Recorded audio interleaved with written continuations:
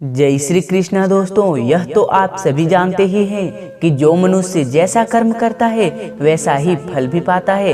परंतु क्या आप जानते हैं कि हम मनुष्यों द्वारा किए गए कुछ कार्य ऐसे भी होते हैं जो मरने के पश्चात भी हमारा पीछा नहीं छोड़ते हैं, और तो और ये कर्म ही हमारा अगला जन्म भी निर्धारित करते हैं। वैसे गरुड़ पुराण में विस्तार से इस संबंध में हमें जानकारी प्रदान करता है, और आज हम आपको गरुड़ पुराण से लिए गए कुछ ऐसे ही कर्मों के बारे में बताएंगे जिनके आधार पर मनुष्य विभिन्न प्रकार के पशुओं की योनियां प्राप्त करता है। तो चलिए शुरू करते हैं। नमस्कार मित्रों, स्वागत है आपका सत्य सनातन कथा पर। एक बार फिर से इस वीडियो को लाइक कर दीजिए एंड चैनल को भी सब्सक्राइब कर दीजिएगा। इस संसार में मित्रता का रिश्ता बड़ा ही अनूठा होता है। कहते हैं कि एक सच्चा मित्र समय आने पर अपने प्राणों की आहुति भी दे सकता है, किंतु मित्रों तब क्या हो जब कोई सच्चे मित्र ही आपको ठगने लगे। वैसे गरुड़ पुराण में ऐसे लोगों के संदर्भ में विस्तार से बताया गया है, जिसमें बताया गया है कि जब कोई व्यक्ति अपने मित्र से छल कपट करता है तो मृत्यु उपरांत उसे नरक तो जाना ही पड़ेगा, साथ ही साथ उसका अगले जन्म पहाड़ों पर रहने वाले गिद्ध के रूप में होता है। उसे मरे हुए पशुओं का सड़ा गला मांस खाकर जैसे तैसे अपना जीवन यापन करना पड़ता है। मित्रों, इस संसार में आपको कई ऐसे व्यक्ति मिल जाएंगे जो अपने धर्मों के साथ साथ दूसरे धर्मों का भी समान भाव से सम्मान करते हैं। वहीं कुछ लोग ऐसे भी होते हैं जिन्हें दूसरों के धर्मों से तो चिढ़ होती ही है, परंतु वे अपने धर्म को भी हेय दृष्टि से देखते हैं। ऐसे लोग गरुड़ पुराणों में लिखी हुई बातों को नजरअंदाज करके अपनी अल्प बुद्धि का परिचय देते हैं। इन लोगों के संदर्भ में गरुड़ पुराण कहता है कि मरने के पश्चात इन्हें नरक तो मिलेगा ही, साथ ही साथ इनका अगला जन्म कुत्ते के रूप में होगा।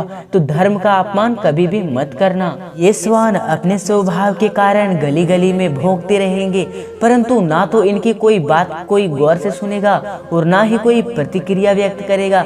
फिर जब इन्हें अपनी भूल का आभास होगा तब जाकर ये अपनी श्वान की योनि से मुक्त होंगे। इसीलिए कभी भी धर्म का अपमान मत करना, नहीं तो आपको कुत्ते का जन्म लेना पड़ सकता है। दोस्तों, इस संसार में किसी भी मनुष्य का जीवन बिना उसके परिजनों के सहयोग के संभव नहीं है, और इसमें माता पिता और गुरुजनों की तो बात ही अलग है। आप तो यह भली भांति जानते ही हैं कि किसी भी मनुष्य को शिखर पर पहुंचाने का कार्य केवल गुरु ही कर सकता है। जो व्यक्ति अपने माता पिता और गुरु की अवहेलना करता है या अनादर करता है वह मृत्यु उपरांत पुनः जन्म तो लेता है, परंतु कई बार प्रयास करने के बाद भी गर्भ से बाहर नहीं आ पाता है। गर्भ के भीतर ही उसकी मौत हो जाती है। इसीलिए कभी भी जीवन में अपनों का अनादर मत करना। दोस्तों, यह तो आप भली भांति जानते ही हैं कि हमारे सनातन धर्म में ब्राह्मणों का कितना महत्व है। धर्म के अनुसार संसार में कोई भी यजमान, चाहे वह कैसा भी हो, चाहे वह भले ही अपनी ओर से दक्षिणा देने में समर्थ ना हो, तो भी ब्राह्मण देव का यह दायित्व है कि वह अपने ज्ञान से उसका भी कल्याण करे। परंतु यदि कोई ब्राह्मण ऐसा नहीं करता है तो इस जन्म में तो उसकी ख्याति खराब होगी ही, अपितु अगले जन्म में उसे बैल बनकर इस धरती पर आना होगा और फिर उसे आजीवन अपने कृत्यों पर पश्चाताप करना पड़ेगा। इसीलिए जो यजमान दक्षिणा देने में सामर्थ्य ना हो फिर भी ब्राह्मणों का उसका कल्याण करना चाहिए।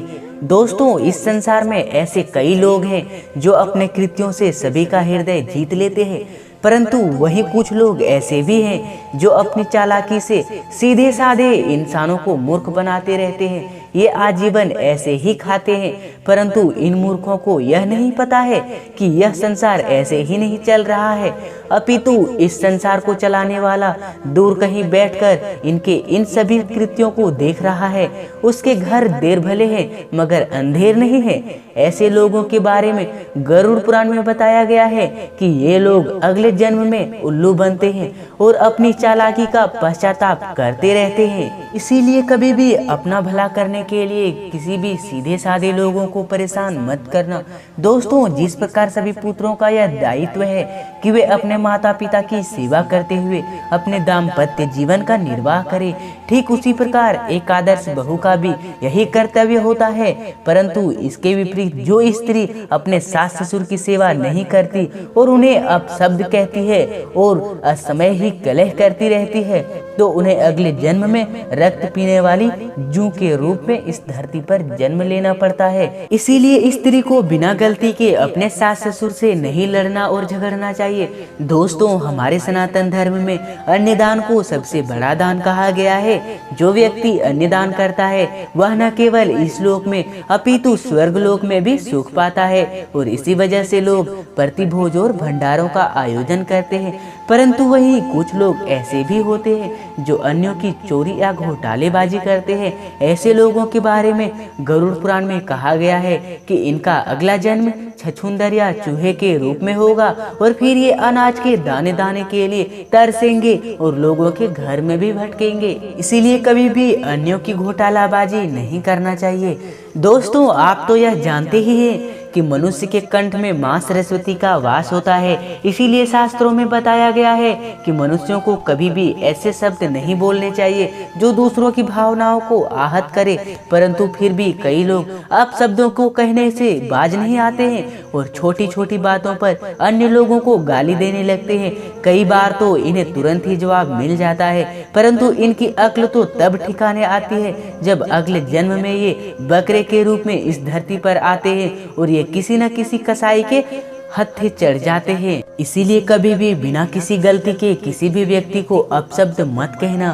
दोस्तों, इस संसार में कई मनुष्य ऐसे हैं जो स्त्रियों को बड़े ही सम्मान की दृष्टि से देखते हैं। उनके मन में स्त्रियों के प्रति किसी भी प्रकार का विकार या दुर्भावना नहीं होती है। वहीं इस संसार में कुछ ऐसे लोग भी हैं जो प्रत्येक स्त्री को बुरी नीयत से देखते हैं। उसके मन में हर समय बस काम भाव ही चलता रहता है। परंतु उन मूर्खों को यह पता नहीं है कि भले ही इनकी वासना के बारे में किसी को पता चले या ना चले, भले ही इनकी कृत्यों के बारे में कोई जान सके या ना जान सके, परंतु ऊपर वाला इन्हें देख जरूर रहा है और समय आने पर वह इनका न्याय जरूर करेगा। ऐसे लोगों के बारे में बताया गया है कि मरने के पश्चात इन्हें गधे की योनि प्राप्त होगी और तब ये गधे चाहकर भी किसी स्त्री पर वासना युक्त दृष्टि नहीं डाल पाते हैं।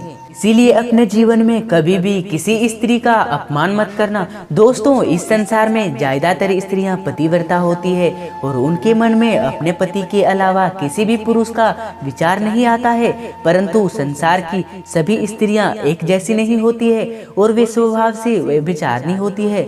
ऐसी स्त्रियां दूसरों से संबंध बनाने में रुचि लेती है। वैसे इनके कृत्यों के कारण इन्हें कई बार समाज में अपमानित होना पड़ता है, परंतु इनकी अक्ल तो तब ठिकाने आती है जब इन्हें अगले जन्म में छिपकली या चमगादड़ के रूप में इस धरती पर आना पड़ता है। इसीलिए कभी भी स्त्रियों को अपने पति के अलावा किसी दूसरे पुरुष के साथ संबंध नहीं बनाना चाहिए। दोस्तों, शास्त्रों में हमें यह भी बताया गया है कि मनुष्य का जीवन हमें बड़ी ही कठिनाइयों से मिलता है, परंतु फिर भी हम में से कुछ ही महाअज्ञानी लोग व्यर्थ के सांसारिक बातों से घबरा जाते हैं और भगवान द्वारा दिए गए इस अमूल्य जीवन को व्यर्थ ही गंवा देते हैं। ऐसे लोगों के संदर्भ में गरुड़ पुराण कहता है कि इन्हें अगले जन्म में सर्प बनकर पुनः धरती पर आकर अपनी भूल सुधारनी पड़ेगी। तब कहीं जाकर ये परमात्मा द्वारा प्रदत्त इस जीवन की उत्कृष्टता को समझ पाएंगे। जैसा कर्म वैसा जन्म। तो मित्रों, ये वो योनियां है जो मनुष्य को अपने किए हुए कर्मों के अनुसार मिलती है। इसीलिए कहा जाता है कि यदि जीवन में आए हो तो कुछ अच्छे कर्म करो ताकि मरने के पश्चात उत्तम लोगों की प्राप्ति हो सके। इसी के साथ हमारी यह जानकारी यही समाप्त होती है। आशा करते हैं कि आपको यह वीडियो अच्छी लगी होगी। आप अपने मित्रों को भी यह जानकारी जरूर शेयर कर दीजिएगा। तो दोस्तों, जाते जाते एक लाइक और सब्सक्राइब जरूर कर दीजिए।